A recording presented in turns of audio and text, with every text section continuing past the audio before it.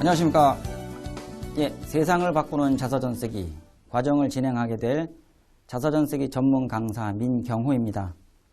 자, 여러분과 함께 이제 자서전에 대해서 한번 깊이 생각하는 시간을 가질 텐데요.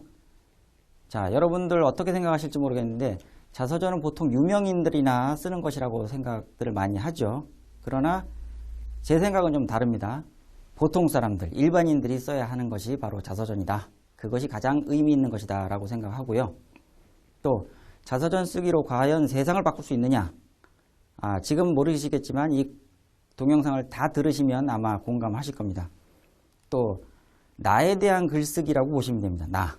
그래서 나에 대한 나라는 말을 굉장히 여러 번 강조를 할 텐데 여러분의 그 정체성 그것을 찾는 기회가 된다고 말씀드릴 수가 있습니다.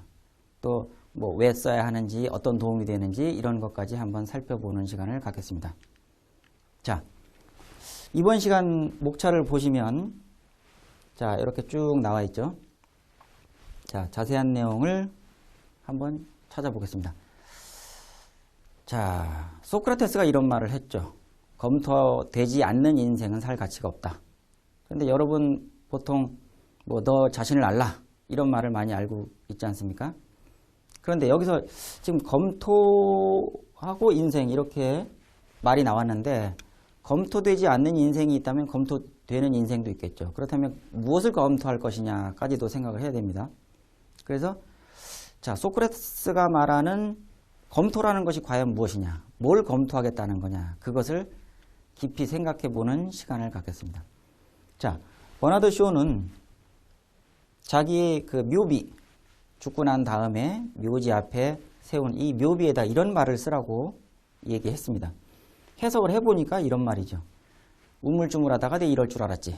결국 어떻게 됐나요? 죽고 나서 무덤에 묻혀있다. 그런 뜻이죠.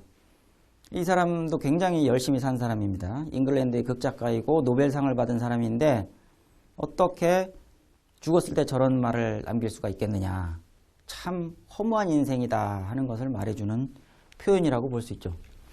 자, 사르트르와 괴테는 이런 말을 했습니다. 사르트르는 인생은 B와 D 사이 C다 라는 말을 했죠. birth, 탄생, D, death, 죽음, C, choice. 태어나서 죽을 때까지 계속 선택을 하다가 맨 나중에 죽음으로 간다. 그런 뜻입니다. 자, 여러분이 선택하는 그 수많은 선택이 여러분의 인생을 만든 겁니다. 그래서 현재의 나는 과거에 내가 선택했던 것들의 총합이겠죠. 그렇게 해서 자기 인생을 자기가 이렇게 끌어온 겁니다. 그런 생각을 해보시고 또 자, 괴테는 눈물 젖은 빵을 먹어보지 못한 자와는 인생을 논하지 말라는 말을 했죠. 굉장히 의미 있는 말입니다. 또 유명한 말이기도 하고요. 그래서 고생을 해보지 않은 사람이 어떻게 인생에 대해서 알겠느냐. 인생의 깊은 맛을 어찌 알 수가 있겠느냐 하는 말입니다. 결국 모든 사람들이 다 고생하면서 산다는 말과도 비슷한 말이 되지 않을까요? 자, 마르쿠스 아우렐리우스는 로마의 16대 황제입니다. 자, 이 사람이 명상록이라는 책을 썼죠. 그런데 아주 의미 깊은 말이 있습니다. 나와 다른 사람. 근데 다른 사람들의 영혼 속에서 어떤 일이 일어나고 있는지 알지 못하기 때문에 불행해지는 일은 거의 없다. 그러나 자기 자신의 영혼의 움직임을 조심스럽게 지켜보지 않는 사람은 반드시 불행에 빠지고 만다. 결국 남한테 휘둘릴 것이 아니고 내 속에서 모든 문제를 찾아야 된다. 내가 이 세상을 살아가는 주체다 하는 말이 되겠죠. 굉장히 철학자다운 말입니다. 자, 자서전 쓰기에 접근하는 방식은 우리가 이렇게 볼 수가 있습니다. 보통 그냥 뭐 쉽게 생각하면 글쓰기, 뭐 내 과거를 기억해서 글로 옮기는 것, 이 정도로만 생각하시는데 그것보다 더 심오한 의미가 있다는 것을 말씀드립니다. 자, 첫째로 문학적인 접근을 하게 된다면 글쓰기와 스토리텔링이겠죠. 물론 이게 그 이야기를 엮어나가는 것이기 때문에 여러분이 살아오신 그 인생에 대한 글쓰기가 됩니다. 그렇지만 이게 다는 아니라는 거죠. 자, 심리학적으로 접근하게 된다면 트라우마에 대한 글쓰기, 참여하는 글쓰기를 할 수 있다는 것이죠.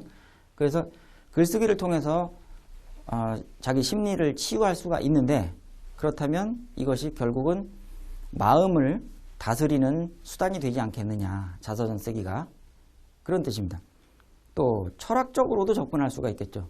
그냥 단순히 과거의 일을 기억하고 그것을 기록하는 걸로 끝내는 게 아니고 그 안에서 의미를 찾아보는 겁니다. 의미. 내가 잘 살았나 못 살았나, 이렇게 살았던 게 이런 선택을 했던 것이 과연 제대로 된 선택이었나, 이런 선택을 했으면 어떻게 살았을까, 어떻게 달라졌을까 라고 하는 그런 심오한 철학적인 사고방식이 되겠죠. 자, 그런 접근을 하는 차원에서 자서전 쓰기를 바라보면 좋겠습니다. 그래서 자서전 쓰기로 세상을 바꾼다는 말씀을 드렸는데 과연 그게 가능할까요? 저는 가능하다고 봅니다. 왜냐하면 조금 전에 말씀드린 것처럼 참회하는 글쓰기가 되는데, 그렇다면 이것은 나 자신을 용서하고 또 다른 사람을 용서한다는 뜻이잖아요. 만약에 지구상에 이 70억의 사람들이 살고 있는데 그 사람들이, 많은 사람들이, 대다수의 사람들이 자서전을 쓴다고 생각해 보십시오. 자기 자신을 용서하고 남을 용서하려고 한다.